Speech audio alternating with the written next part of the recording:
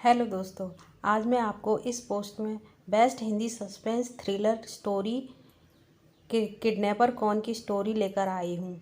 दोस्तों, यह कहानी सस्पेंस से भरपूर है। अगर आपको ये कहानी पसंद आए तो हमारे चैनल को लाइक ज़रूर कीजिए और शेयर और सब्सक्राइब ज़रूर करना हमारे चैनल को, क्योंकि इस कहानी में डिटेक्टिव को बहुत ज़्यादा मेहनत और दिन रात एक करने के बाद मुजरिम का पता चलता है। अब मुजरिम का पता कैसे चलता है, ये आप इस स्टोरी में पूरा पढ़ोगे तब समझ में आएगा।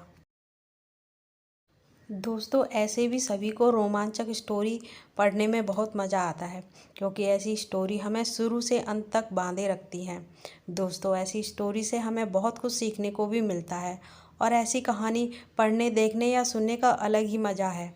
दोस्तों, ये स्टोरी को बड़े ही ध्यान से पढ़िएगा, क्योंकि इस तरह की कहानी जल्दी समझ में नहीं आती। तो चलिए दोस्तों, best Hindi suspense thriller story kidnapper कौन की शुरुआत करते हैं।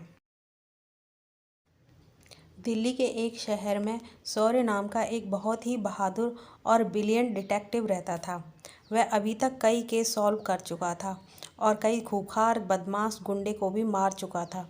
शौर्य का एक ही लक्ष्य था, समाज में दुश्मनों को खत्म करना और देश की सेवा करना। शौर्य के साथ दो असिस्टेंट भी रहते थे, जिनका नाम सुनीता और चंद्रशेखर था। दोनों ही बहुत बहादुर और निडर थे। दोनों शौर्य के साथ केस को सॉल्व करने में मदद करते थे। एक दिन तीनों ऑफिस में बैठे हुए थे। फिर फ़ोन की रिंग बजती है और एक लड़की बोलती है। लड़की: डिटेक्टिव शौर्य, मैं सुमन बोल रही हूँ।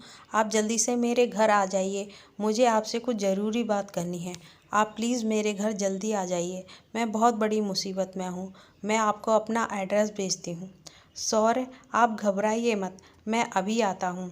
शौर्य अपने असिस्टेंट चंद्रशेखर और सुनीता के साथ सुमन के घर जाता है। अंदर जाने के बाद पता चलता है कि सुमन घर पर नहीं होती है। सुनीता: सुमन तो अभी घर पर नहीं है, तब तक हम यहीं बैठकर उसका इंतज़ार करते हैं। शौर्य: हमें बैठना नहीं है सुनीता। सुनीता: मतलब? आप क्या बोल रहे हो सर? मैं कुछ नहीं समझी। शौर्य: मतलब ये कि सुमन का किडनैप हो चुका है, और वो भी अभी से 8 मिनट पहले। सुनीता: आप ये कैसे कह सकते हो? शौर्य: कहने की बहुत सारी वजह हैं। पहली बात, अगर कोई इंसान घर से बाहर जाएगा तो दरवाज़ा बंद करके जाएगा और वो अपना फ़ोन भी साथ लेके जाएगा, लेकिन यहाँ आए तो दरवाज़ा खुला था और फ़ोन टेबल पर पड़ा है। शौर्य: दूसरी बात है, मेन गेट के पास गार्ड का केबिन बना है और गार्ड भी कहीं नहीं है। तीसरी बात यह है कि किचन में नॉर्मल फ्लेम में केक बन रहा है। एक केक ब्रेन में लगभग 15 मिनट लगते हैं और टाइमर में अभी भी 7 मिनट बाकी हैं। मतलब सुमन यहाँ 8 मिनट पहले यहाँ थी। शौर्य: इसलिए चंद्रशेखर, तुम अच्छे से घर की जांच करो और कोई फिंगरप्रिंट्स, ब्लड या कुछ भी मिले तो उसकी पूरी डिटेल्स निकालो। तब तक सुनीता, तुम घर की तलाशी लो और देखो कुछ मिलता है क्या, और गार्ड कहाँ है पता करो। हमें किसी भी हाल में किडनैपर को ढूंढना है। तीनों जांच में लग जाते हैं। फिर थोड़ी देर बाद आकर सुनीता ने शौर्य से कहा। सुनीता: मुझे गार्ड मिल गया है और किचन के पास एक घड़ी भी मिली है। शौर्य: ठीक है, फिर गार्ड कहाँ है? सुनीता: वो अलमारी में बंद था और देखकर लगता है कि उसके साथ मारपीट हुई है। शौर्य गार्ड के पास जाता है और पूछताछ करता है तो गार्ड ने बताया, गार्ड, थोड़ी देर पहले एक कार में कुछ लोग आए और ज़बरदस्ती घर में घुस गए, मैडम को ले जाने लगे। मैंने रोकने की कोशिश की तो मेरे साथ भी मारपीट की और अलमारी में बंद कर दिया। शौर्य: ठीक है, तुम चिंता मत करो, हम लोग सब पता लगा लेंगे। चंद्रशेखर: सुमन के फिंगरप्रिंट्स के अलावा कुछ नहीं मिला, अब हम क्या करेंगे?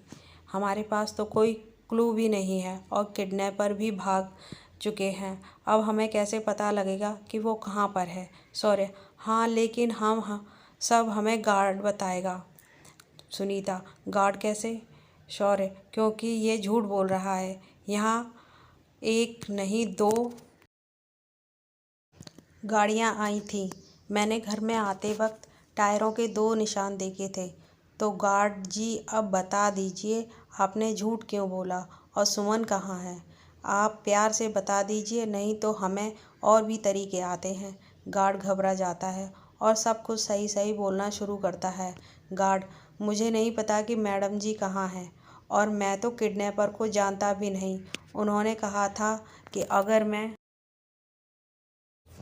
उन्हें अंदर जाने दूं तो वो मुझे बहुत सारे पैसे देंगे, इसलिए मैंने उन्हें जाने दिया।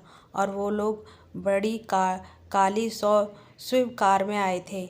बस मुझे इतना ही याद है। सॉरी चंद्रशेखर, तुम घर में से सुमन की फ़ोटो लो और ट्रैफिक कंट्रोल को मैसेज कर दो और उन्हें ब्लैक स्विफ्ट कार के बारे में बताओ, जिसके पास ऐसी कार मैं उनके खुद मिलना चाहता हूँ। उसके बाद चंद्रशेखर ट्रैफिक कंट्रोल में कंफर्म करता है और फिर कुछ समय बाद चंद्रशेखर कहता है, चंद्रशेखर सर, ट्रैफिक कंट्रोल से मैसेज आया है कि सुमन उनके पास है।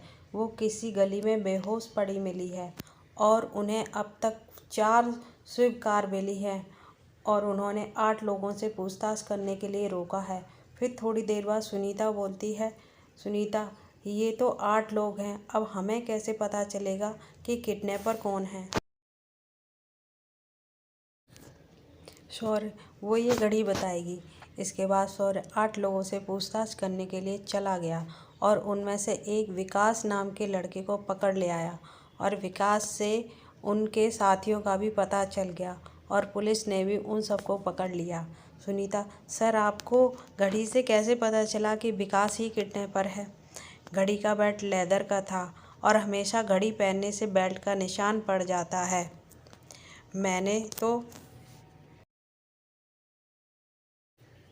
मैंने बस बारी बारी सबको घड़ी पहनने को कहा, क्योंकि जिसके भी हाथ में उसी निशान पर फिट होगी तो बेशक घड़ी उसकी होगी, और अगर घड़ी भी उसकी होगी तो किडनैपर भी वही होगा।